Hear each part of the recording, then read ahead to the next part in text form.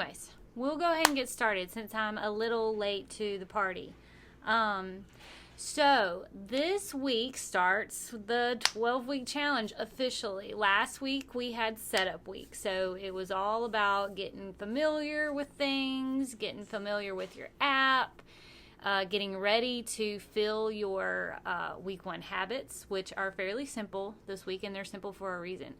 If you did not see the setup week coaches chat video, which kind of goes through all the like housekeeping stuff and a lot of first time like questions that a lot of clients have, go back to that. I do believe it was the first Sunday, so not this past Sunday, not like this Sunday, but the one before that. Brian, stop. Bangs. Look, if you're watching on Facebook, my husband likes to just make ridiculous comments about Bangs, burritos, and bourbon because that's what he lives off of. So we'll talk about limiting factors a little bit later.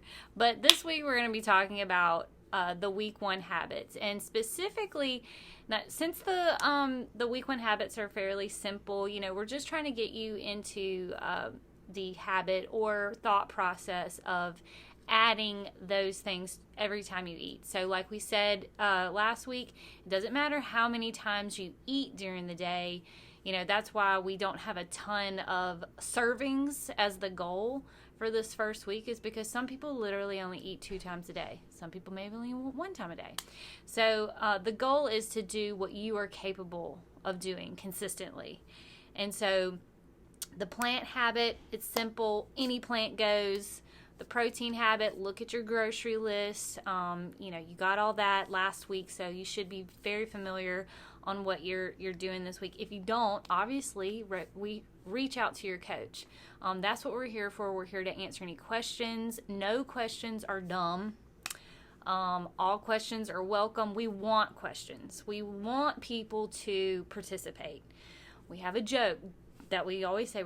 We say, don't be a donation. Like, this is week 1. I know it can seem a little bit overwhelming, but don't just throw in the towel if you have questions and you don't want to put forth the energy. This thing is going to take energy to change certain lifestyle habits, but it doesn't have to be complicated. It just may feel a little icky in the beginning because it's different. It's different from what you've tried in the past. It's different from what you were just living a week ago. So we really want to encourage you to participate, ask questions to your coach, journal underneath those lessons, write out your thoughts.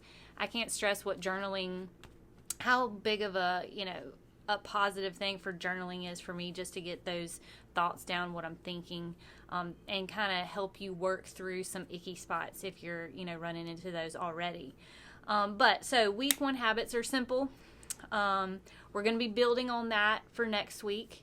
But I did want to touch on the one thing, like the biggest habit of them all, the sleep habit. So you notice we started that one right off the bat. And a lot of people, have started to notice a little bit, even now, like it's almost automatic after a couple of days of what some extra sleep will do for you. So like we've said in the lessons and in last week about the habit, we want your brain firing on all cylinders. Like, I want nobody to have to use a ton of willpower.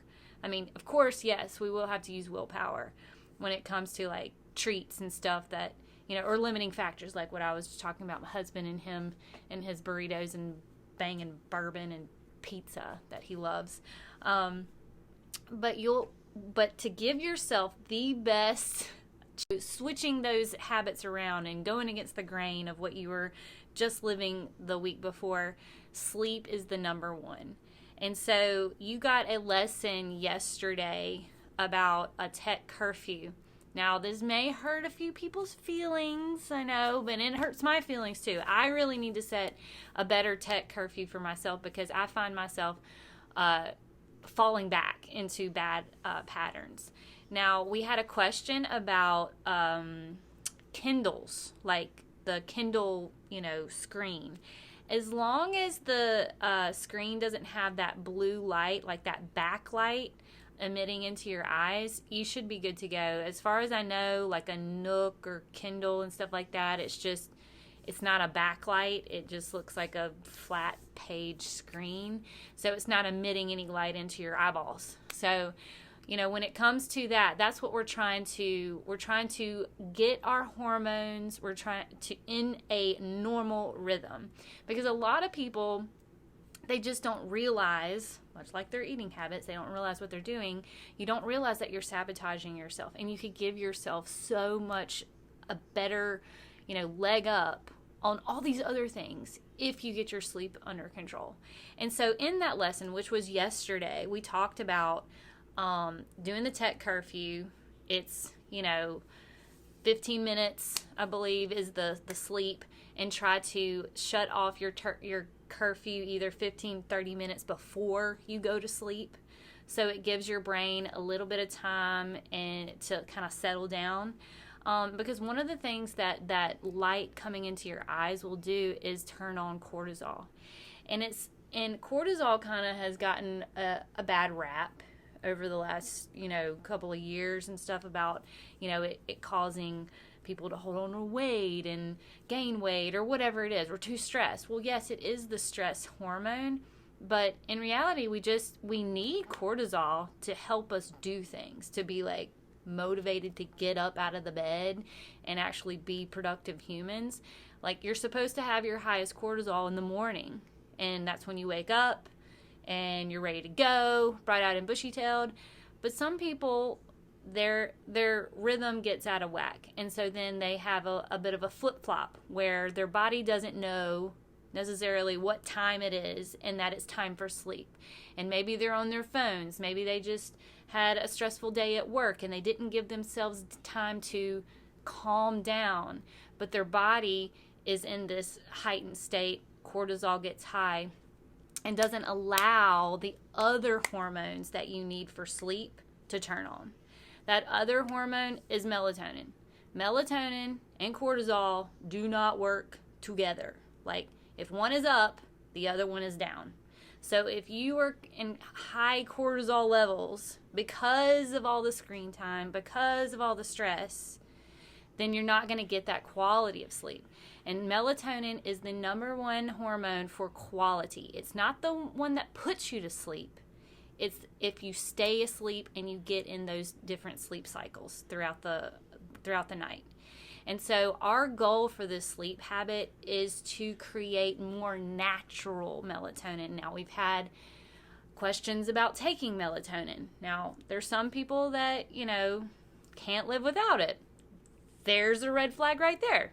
If you're constantly taking melatonin out of a bottle, then it may be time to try to figure out why you can't stay asleep, go to sleep, all that stuff. And that's what this sleep habit does. I'm not saying it's foolproof, like within a week or two, you're going to be cured and be sleeping like not like a baby because a baby wakes up, but sleeping all the way through the night, without your melatonin. I'm just saying, realize what you're doing. So if you're having to take an artificial melatonin, what if you were able to get your body to produce its own natural quality melatonin, and you wouldn't have to do that, and you're still getting sleep? So these steps are in that lesson. It's talking about the tech curfew, and that's a big one. So, the rest of this week, you've got, like today, I think was the importance of water. We just go over a little bit more of the habits. Next week, we're going to, right now, we haven't talked about level eaters yet. Everybody's doing the same habits. Next week, we're going to talk about nutritional age. And that is just basically trying to decide where you're at, where you're starting at. Where some people will look at my food and think, I need to eat like that. Well, not necessarily, because I have been eating my way for years. I didn't start out that way. My nutritional age grew. My nutritional level grew. And so my acting level evolved. And so what I want to really, really stress especially this week, because I know that everybody's just like ready to go, ready to eat like chicken and celery sticks for the rest of the 12 weeks so they can win the $1,000, or, you know, try to emulate somebody that's further down their journey, you know, and then feel like a failure if they don't hit that, whatever the expectation is, as far as filling the habits. Think of where you're at and where you're starting at. That's what is so important about that pre-CK food log, is looking at what you were just doing a week ago and then comparing week 1, or even when we get into week 2, when you start thinking about that nutritional level, the level habits that we'll have level 1 and level 2, and we're going to explain that even more. But as far as this week, everybody's doing the same habits. Everybody's just picking some plants, trying to figure out some proteins that are easy for them to, you know, add into their meals. And then next week we're going to start giving you a little bit more of a challenge as far as those habits. And those habits are going to grow as the weeks progress. We're going to get into some meal prepping strategies and stuff soon. But as far as what you're doing, if it seems simple, there's a reason for it. So be happy about it. It's just going to start just a little by little. We are going to gradually add to it. Okay, so don't freak out because you think it's too simple, because it's simple for a reason. So if you have any questions, I'm going to end the chat right there. Hopefully we'll have another coach on next week for talking about the nutritional levels and eating level habits. But if you have any questions, obviously, you know, reach out on the page. You can comment here on this video, or make posts in your challenge class page, or, you know, of course, in the app to your coach. All right, guys, we'll see y'all next week for week 2. Bye.